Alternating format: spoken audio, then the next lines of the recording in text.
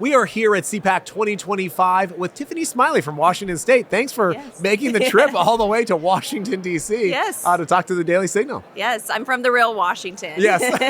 Well, and with all the problems here in Washington, D.C., we do appreciate all of the beauty and the great things that come from your state. Yeah. You are a former candidate for U.S. Senate a few years back. Obviously, we saw Donald Trump make gains across this country in his 2024 election. What are you hearing from the people in Washington State about his performance a month in? Yes, Trump does have a lot of supporters in Washington State, people who want common sense and who want a better life for our children and grandchildren for generations to come. Unfortunately, Washington State was one of the only states that went more left. So we saw in the last election in November that most states actually went more right, except for Washington State.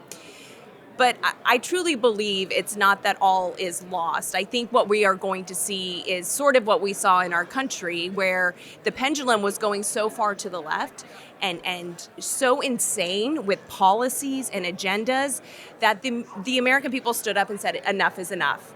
And restored hope in our country. And I think that's what's going to have to happen in Washington State, unfortunately, is that pendulum is going to have to go so far to the left. And our governor is doing that. Our superintendent of education is doing that. It's as if they're speaking to a small subset of far left radicals. And that will not sustain. So I will always stand up and fight. I will always stand up and push the line for our kids, for this country. I will never stop fighting and sharing the good news of what conservatism really is. I always say policies should make the American people's lives better and not worse. Let me ask you this.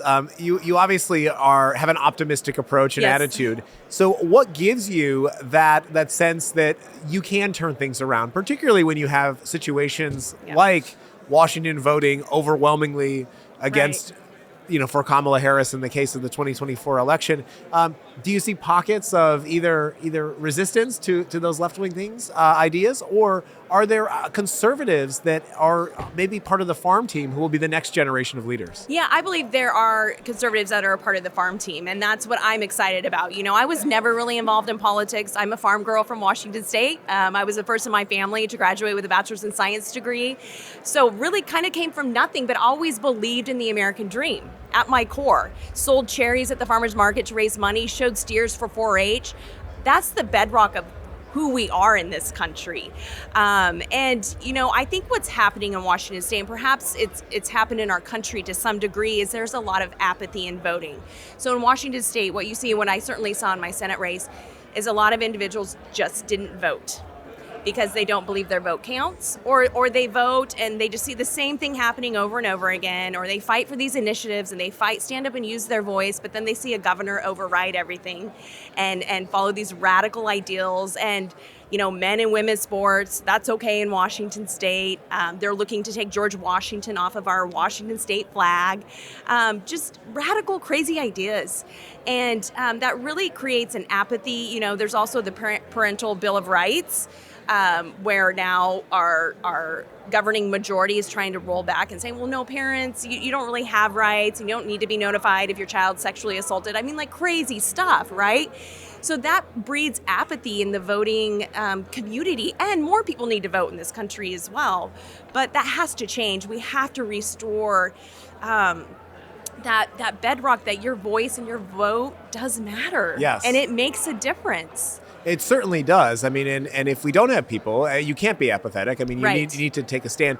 And you referenced earlier not only the governor but others in Washington State who are, frankly, trying to impose some resistance to the Trump administration. I mean, for instance, you saw this on display yesterday at the White House with the Maine governor saying that she was going to see Donald Trump in court over the whole issue of men playing in women's sports. And so what would you point to as some of the examples in Washington State of where the left is overreaching and you feel like they're taking it too far? Yeah, well, number one is taking away parents' rights.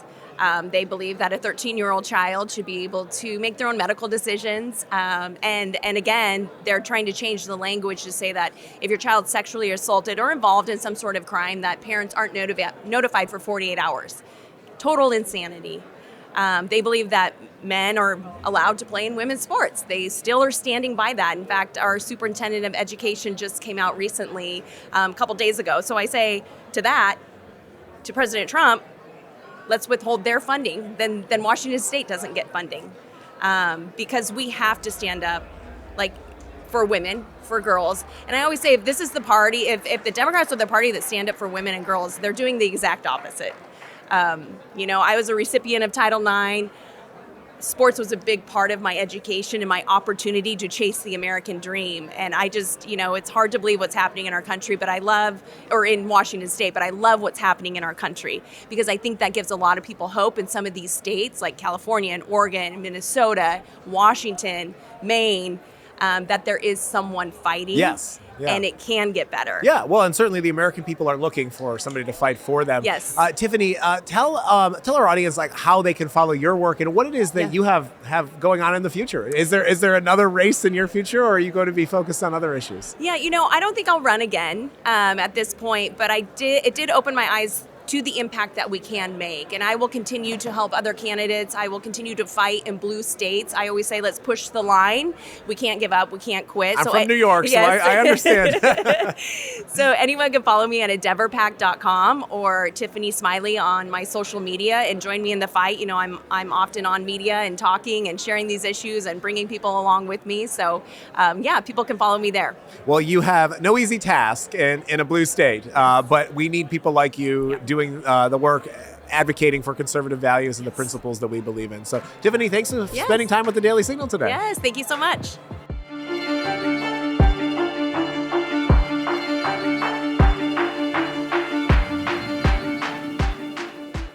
Subscribe to get the news the legacy media won't tell you and only the Daily Signal can bring to you.